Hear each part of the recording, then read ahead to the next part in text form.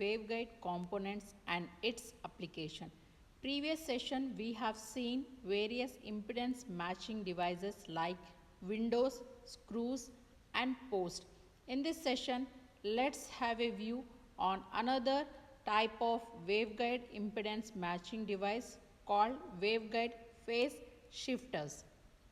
It is also called as line stretcher. It is used for waveguide impedance matching purpose.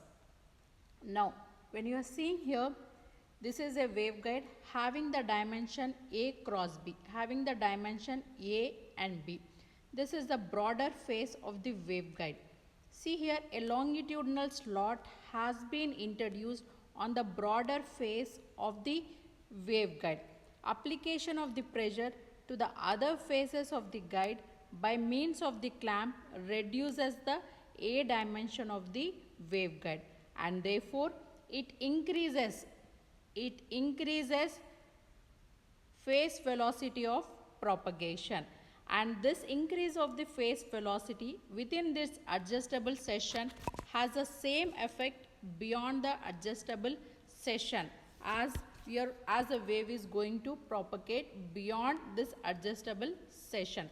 The slot is made sufficiently long so that when the section is compressed, here to its smallest width, the change in the dimension is still so gradual that serious reflections do not take place. This is way we try to have an impedance matching in the waveguide. We are having the another way to obtain the variable phase shift also. In this case, a slab of a low loss dielectric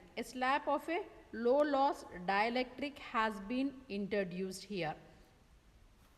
This one is low loss dielectric. It is a dielectric, and this dielectric most of the time it is made up of polystyrene, and this dielectric material has been tapered. See carefully here, the sides of this, the ends of this are tapered very carefully. There is a need for the tapering of this also. Apart from that, this dielectric has been holded with the help of rods. In this case, 2 rods are used. This is your waveguide. Within the waveguide, a dielectric has been introduced and it is supported with the help of rods, and this dielectric is made up of polystyrene here. The slab is now supported with the help of rods, and by this we can move across in the A direction. Now I can move this dielectric along the A direction, and we need to take care the spacing between these two dielectrics. I need to take care the spacing between these two dielectric also. I need to take the spacing between these two dielectric also, because the spacing between the rods and the tapered wall of your dielectric will be helping to reduce the number of the reflection. The maximum effect will be seen if and only if the slab is present, at the center of the waveguide.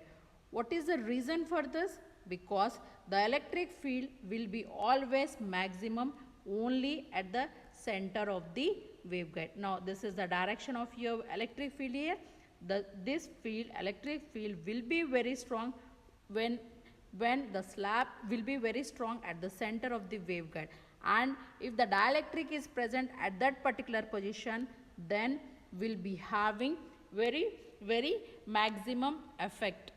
Since the dielectric reduces the phase velocity in the section of the waveguide in which it is placed, but the electrical length of the section appears to increase as the slab is moved towards the center of the guide here. In today's session, we have seen line stretcher, nothing but a waveguide phase shifter. It is used for impedance matching purpose. We are attaining with the help of phase velocity and by reducing the number of the reflections.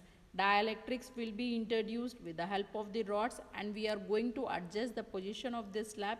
In this way, we can have an impedance matching in the waveguide. Thank you.